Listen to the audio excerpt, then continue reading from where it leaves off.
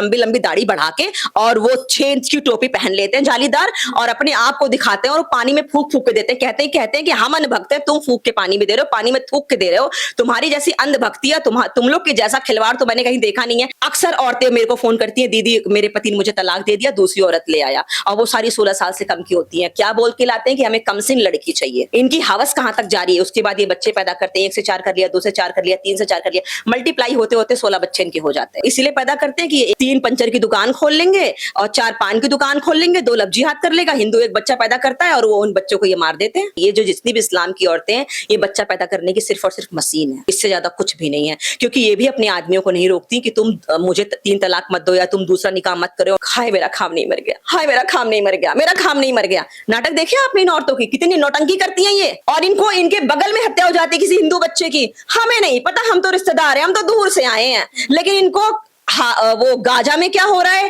फिलिस्तीन में क्या हो रहा है, और खामनेई के घर में क्या हो रहा है, इन्हें सब पता है। डर नहीं लगता है? मुझे किस बात का डर लगेगा। योगी जी के राज में बैठी हूँ, योगी जी हमारे किंग हैं और हमारे उत्तर प्रदेश के बाप हैं वो, और सबके बाप हैं। मैं उनको अपने पिता की तरह देखती हूँ, तो उनके रहते उनकी बेटी को कोई छू लेगा क्या? और जो छुएगा वो सीधा 72 हूरों से मिलेगा। तो कहती हूँ हाथ लगाकर दिखाए मुझे कोई। लगातार सभी अवैध मदरसों पर बुलडोजर चल रहा है, जिसके बाद मुस्लिम समुदाय के लोग हो हल्ला मचा रहे हैं, परेशान हो रहे हैं कि जानबूझकर हमारे मदरसों को टारगेट किया जा रहा है। अब हमारे बच्चे कहाँ पढ़ेंगे? गरीब के बच्चे, गरीब के बच्चे सरकारी स्कूल में पढ़ेंगे और मदरसे में क्या सीखते हैं? ये क्या सीखते हैं आप बताइए? इनको ना राष्ट्रगान आता है, इनको ना ABCD आता है, इनको ना टेबल आता है, ना इनको पहाड़ा आता है, इनको वंदे मातरम का मतलब नहीं पता, राज्य का CM कौन है, देश की राष्ट्रपति महामहिम कौन है, इन्हें कुछ नहीं पता। इनको सिर्फ एक चीज सिखाया जाता है, कत्ल मचाओ, शरीर में बम बांध के फट जाओ। और मदरसे में क्या होता है, मौलवी मौलाना क्या करते हैं बच्चों के साथ, ये सबसे सब जानते हैं। क्या करते हैं? रेप करते हैं, बलात्कार करते हैं, शोषण करते हैं, एक्यूज करते वो मोलेस्ट करते हैं बच्चों को। और आपको मैं और क्या बताऊं, मैंने अभी एक वीडियो देखा था, एक मदरसा उसको डेमोलिश किया गया उस मदरसे को, तो उसमें से 3-4 बच्चे, उनके माँ बाप ने उन्हें क्या शिक्षा दी? कहता क्या है वो बच्चा कि योगी जी ने पहले ही मदरसा तोड़वा दिया, अभी हूरों का चैप्टर आने वाला था। मतलब क्या ताज्जुब की बात है ये। इनको ना फिजिक्स से मतलब है, ना केमिस्ट्री से मतलब है, ना एनवायरनमेंट से मतलब है, जो समाज में क्या हो रहा है ना उससे मतलब है, ना इनको पॉलिटिकल साइंस से मतलब है। कम से कम इनको ना गुड़ा भाग आता है, इनको 72 हूरों से मतलब है। इनकी जो रिजीम है ना, इनकी गंदी रिजीम, इनकी शिक्षा मदरसों से स्टार्ट होती है। मदरसे में ये सारे गंदे काम होते हैं, मदरसों में हथियार रखे जाते हैं। तो ऐसे अवैध जितने भी मदरसे, और आप अवैध की बात करती है, एक भी मदरसा वैध नहीं है, सारे मदरसे बंद होने चाहिए। हिंदुस्तान में मदरसे जैसी कोई चीज नहीं होनी चाहिए।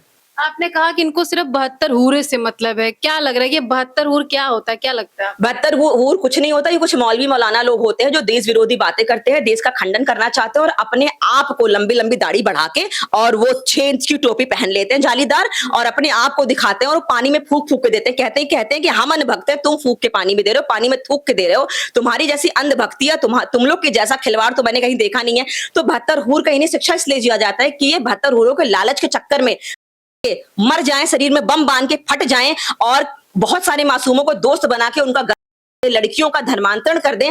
3 से लेकर 14 साल तक की बच्चियों का रेप किया जाता है, अलग अलग धर्म की लड़कियों का रेट लगाया जाता है। ब्राह्मण की लड़की को अगर तुम मुल्ली बनाओगे तो तुम्हें 25 लाख मिलेगा, राजपूत की लड़की को मुल्ली बनाओगे तुम्हें 20 लाख मिलेगा, अगर तुम दलित की लड़की को अगर तुम मुल्ली बनाओगे तो तुम्हें 10 लाख मिलेगा। इस प्रकार के इनके रेट तय होते हैं। ये सिर्फ मौलवी मौलाना के काम है लोगों को इस प्रकार से गुमराह करना। इस्लाम मजहब, मजे लेने वाला हब, मैं तो इसको सीधे सीधे से बोलती हूँ। तुम खतरा महसूस कर रहे हो ना, इसीलिए तुम धर्मांतरण कर रहे हो। इनके नबी ने बोला है क्या ये? इनके बहुत सारे ऐसे भी स्कॉलर हैं, ऐसे बहुत सारे इनके स्कॉलर हैं जो कहते हैं कि हमारा कुरान हमें ऐसा नहीं बोलता कि हम ऐसा करें। और हलाला की बात, तो हलाला का मतलब ये होता है मैडम, और जैसे इन्होंने किसी हिंदू लड़की का धर्मांतरण करा दिया, उसके साथ उसने रहा, मैं तो कहूंगी बलात्कार ही किया, धर्मांतरण उसका करा के फिर उसको छोड़ दिया, फिर उसको बोलेगा हलाला करा ताकि 2-4 मुल्ले उसका और मजा ले सके। तो हलाला का मतलब होता है अपने गुस्से को त्यागना, अपनी बुराइयों को त्यागना, उसका हलाला करना। लेकिन ये क्या करते हैं? धर्मांतरण करते हैं, लव जिहाद करते हैं, थूक जिहाद करते हैं, गौ जिहाद करते हैं, पेशाब जिहाद करते हैं, हर तरीके का गंदा जिहाद करते हैं, दोस्ती में जिहाद करते हैं, कत्ल करते हैं, खून करते हैं। उसके बाद ये कितने भी पढ़ जाएं, लिख जाएं, रेप करवाते हैं और कहते हैं कि हमें हमारे अल्लाह ने हुक्म दिया है कि हम ऐसा करें। जब उनसे सवाल किया जाता है, चाहे वो राशन पे सवाल हो, चाहे वो अन्य चीजों पे हो, बच्चों पर सवाल हो, तो ये लोग कहते हैं सब अल्लाह की देन है। अल्लाह की कैसे देन हो सकती है? इनको साइंस पढ़ने की जरूरत है।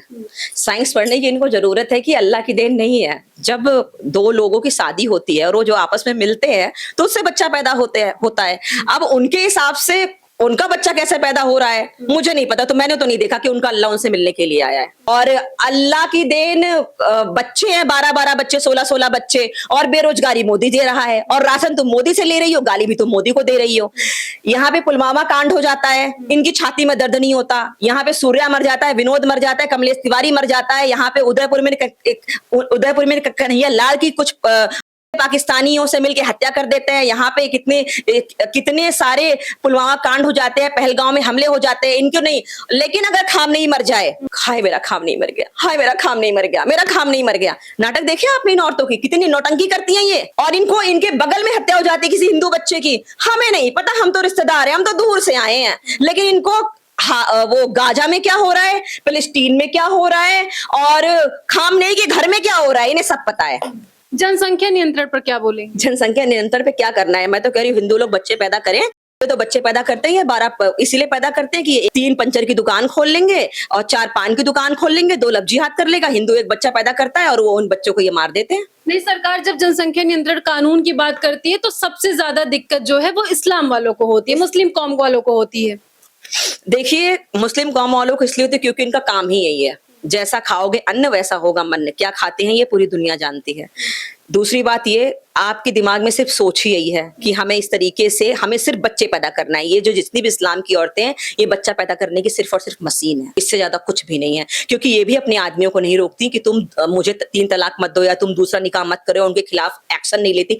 भारत में तीन तलाक एबॉलिश हो गया है, खत्म हो गया है, लेकिन फिर भी लगातार यहाँ मूल्य 8-8, 5-5, 6-6 शादियां करते हैं। मेरे पास so many complaints at every day. अक्सर औरतें मेरे को फोन करती हैं, दीदी मेरे पति ने मुझे तलाक दे दिया, दूसरी औरत ले आया, और वो सारी 16 साल से कम की होती हैं। क्या बोल के लाते हैं कि हमें कमसिन लड़की चाहिए। इनकी हवस कहां तक जारी है। उसके बाद ये बच्चे पैदा करते हैं, 1 से 4 कर लिया, 2 से 4 कर लिया, 3 से 4 कर लिया, मल्टीप्लाई होते होते 16 बच्चे इनके हो जाते हैं। तो इनके धर्म में ही है सिर्फ अपनी आबादी बढ़ाओ। इनको पढ़ने से मतलब नहीं है, इनको ग्रोथ से मतलब नहीं, इनको देश के डेवलपमेंट से मतलब नहीं है। इनको सिर्फ बच्चे पैदा करो, खाओ। इतना आप बोल रही हैं इस्लाम को लेकर के, कह रही हैं आपके पास कंप्लेन भी आता है, अकेले रहती हैं, अकेले इतना दहाड़ती हैं, डर नहीं लगता है? मुझे किस बात का डर लगेगा? योगी जी के राज में बैठी हूँ, योगी जी हमारे किंग हैं और हमारे उत्तर प्रदेश के बाप हैं वो, और सबके बाप हैं। मैं उनको अपने पिता की तरह देखती हूँ, तो उनके रहते उनकी बेटी को कोई छू लेगा क्या? और जो छुएगा वो सीधा 72 हूरों से मिलेगा। तो कहती हूँ हाथ लगा कर दिखाए मुझे कोई, यहीं बैठी हूँ मैं। किसी से डर नहीं है?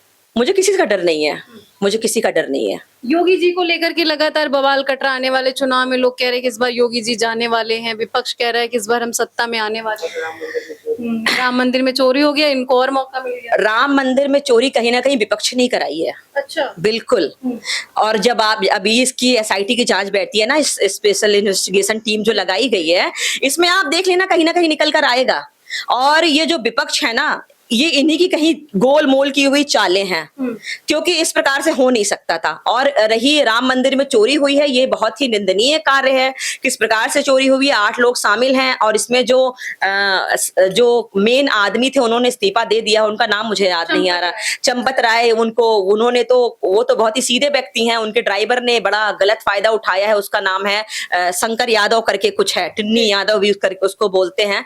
तो कहीं ना कहीं आप समझ जाइए मेरा इशारा मैं कहां पे जा रही हूं, कि विपक्ष का ही कहीं ना कहीं यहाँ पे रोल है। और ये विपक्ष सिर्फ और सिर्फ हिंदू लोग को मोड़ने का प्रयास कर रहा है। लेकिन मैं हिंदुओं से निवेदन करती हूँ कि आप अपनी आस्था, राम आपकी आस्था का केंद्र है और ये राम की धरती, और आप अपनी आस्था के केंद्र से सिर्फ मात्र चोरी होने की वजह से मत मुड़िएगा, और आप योगी जी को वोट दीजिए। भारत को सशक्त बनाना है, नहीं तो यहाँ पे सारे के सारे आंख लगाए बैठे हुए हैं आप लोग को नोच के खाने के लिए और कश्मीर फाइल बनाने के लिए। कहते हैं ना ये 5 मिनट के लिए पुलिस हटा लो, इनकी मानसिकता कैसी है, कहां जा रही है इनकी मानसिकता? ये लोग तो लगातार हिंदू राष्ट्र पर भी जो है कि नाराजगी जाहिर कर रहे हैं और पूछते रहते हैं कि हिंदू राष्ट्र ये लोग बनाएंगे, कैसे बनाएंगे, कब बनेगा? हिंदू राष्ट्र बन जाएगा, इन्हें पता भी नहीं चलेगा। अच्छा, कैसे बनेगा हिंदू? बिल्कुल हिंदू राष्ट्र बनेगा। जिस प्रकार से इन्होंने, जिस प्रकार से इस कट्टर समाज ने, जिहादी समाज ने भारत में इतना ताना बाना कर रखा है, तो मुझे तो ऐसा लग रहा है कि कॉन्स्टिट्यूशन में चेंज होगा और आर्टिकल 42 में भी चेंज आएगा, क्योंकि आर्टिकल 42 ही हमें इसकी इजाजत देता है, क्योंकि इसके बारे में मैंने पढ़ रखा है। चेंज आएगा और इसमें परिवर्तन करके parliament will make change and India become the Hindu राष्ट्र। लेकिन ये लोग तो गजवाए हिंद की बात करते हैं। गजवाए हिंद खत्म हो गया, कश्मीर से 370 हट गया, गौ माता बंद हो गई, और जो करता है वो 72 हुरों के पास चला जाता है, हमारे यहाँ छोड़ा नहीं जाता है, और नहीं तो भगवान उसका तत्काल उपाय कर देते हैं। गजवाए हिंद का सपना टूट चुका है। यहाँ पे जो भी अटैक करता है उसको सजा मिल जाती है फटाफट, चाहे वो पाकिस्तानी हो चाहे कोई भी मुल्ला हो, और 75 करोड़ हिंदू जाग चुका है। तो गजवाए हिंद कहाँ गया? अल्लाह के पास चला गया है क्या गजवाए हिंद? अब वो अल्लाह ही बताएगा उनका। गजवाए हिंद, हाँ, हिंदू राष्ट्र बनेगा। हिंदू राष्ट्र बनेगा, देश हिंदू राष्ट्र बनेगा और हिंदू राष्ट्र की तरफ अग्रसर है, क्योंकि हिंदू जाग गया है तो हिंदू राष्ट्र ही है। अभी आपने देखा होगा, जब हमारा कोई संत, जैसे उनकी बात करते हैं बाबा बागेश्वर धाम के जो वो हैं धीरेन्द्र शास्त्री जी, वो कहीं आते हैं तो इतनी भीड़ लग जाती है।